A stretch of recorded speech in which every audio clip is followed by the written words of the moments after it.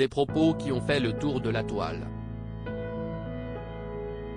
Dans son livre « 40 ans au cœur des médias », qui sortira le mercredi 5 octobre 2022, Jacques Legros évoque ses rapports difficiles avec Jean-Pierre Pernaut, dont il était le remplaçant depuis 1997. Dans un premier extrait dévoilé, il cite par exemple l'immaturité et les jugements à l'emporte-pièce de celui qui est mort à 71 ans. Jeudi 29 septembre 2022, dans les colonnes de Télé Loisirs, Jacques Legros a déclaré « Quoique bonnes, nos relations étaient moins lisses et plus distantes qu'on l'imaginait. » Le sens de l'info de Jean-Pierre était unique au monde. Cependant, comme tout personnage, il avait ses excès et ses points faibles. Mais sa présence a été rarement pesante. Au début, sa mère m'appelait après le JT.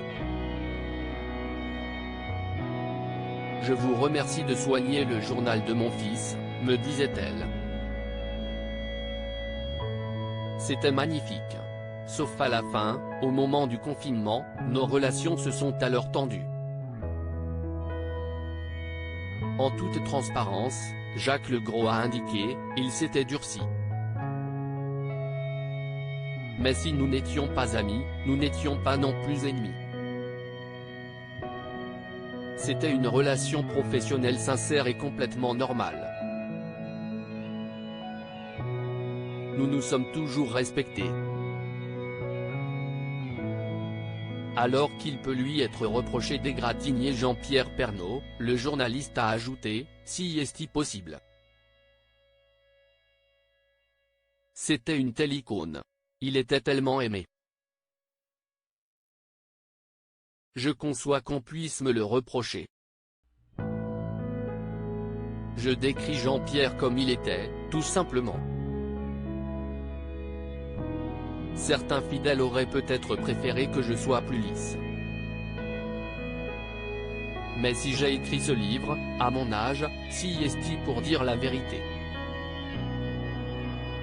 Dans un extrait de son livre, il avait d'abord rapporté, avoir été son joker pendant 24 ans sans un seul accrochage éditorial est une fierté.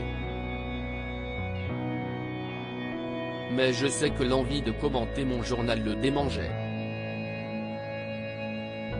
Il ne s'adressait jamais à moi en direct. Les rédacteurs en chef ont toujours su ménager les susceptibilités. Sauf une fois. Jacques Legros, je commençais à bouillir intérieurement. Le journaliste a raconté ensuite, on lui avait donc installé un mini-studio automatique à son domicile. Mais il voulait garder le premier rôle et sollicitait l'équipe plus que nécessaire. De mon côté, je ne savais jamais de quoi il allait parler. Il rechignait à partager. Il voulait de plus en plus prendre la main sur l'ensemble du journal. Je commençais à bouillir intérieurement, jusqu'au jour où j'ai éclaté, rassemblé mes affaires et repris le chemin du parking et de ma voiture. Puisqu'il voulait faire le journal à ma place, qu'il vienne le faire. Mardi 27 septembre 2022, dans le Morning sans filtre de Virgin Radio, la veuve de Jean-Pierre Pernaut, Nathalie Marquet, a laissé éclater sa colère. J'ai complètement halluciné. Surtout que monsieur Jacques Legros oublie qu'il n'était que son joker, et il se permet de se plaindre qu'à cette époque, Jean-Pierre veuille garder la main sur le contenu du journal.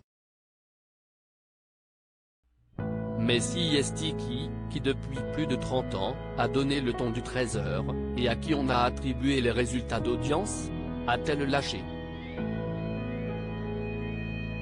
Nathalie Marquet, heureusement que Jean-Pierre n'est pas là pour répondre en colère, la mère de Tom et Lou a déploré, je suis vraiment désolé, si cela le perturbait de ne pas savoir à l'avance les sujets, mais Jean-Pierre, à la différence de Jacques Legros travaillait à l'instinct, sans prompteur et avec ses coups de gueule en direct, tant appréciés de son public.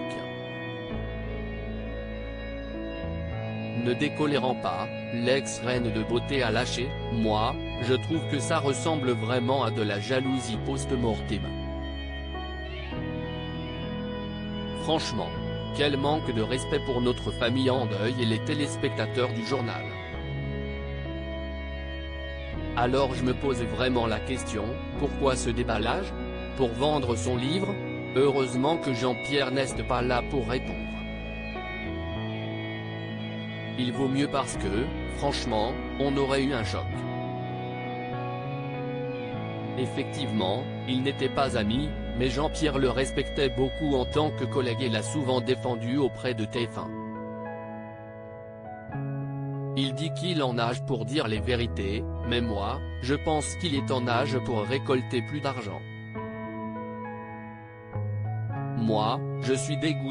À propos de l'auteur Lola Leguerre, ce dernier article.